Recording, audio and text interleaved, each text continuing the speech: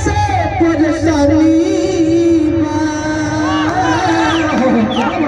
प्रेम के बात करते हैं। हाँ गाइए गाइए।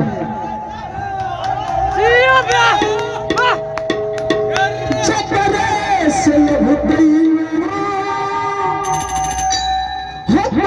से परेशानी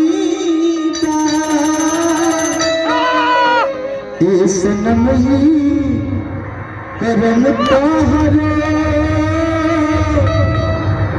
लागे खानदानी नहीं कर लिए मैं कहा कराने जिसके लिए हम दीवाने हो गए आज वो हमारे लिए बेगाने हो गए।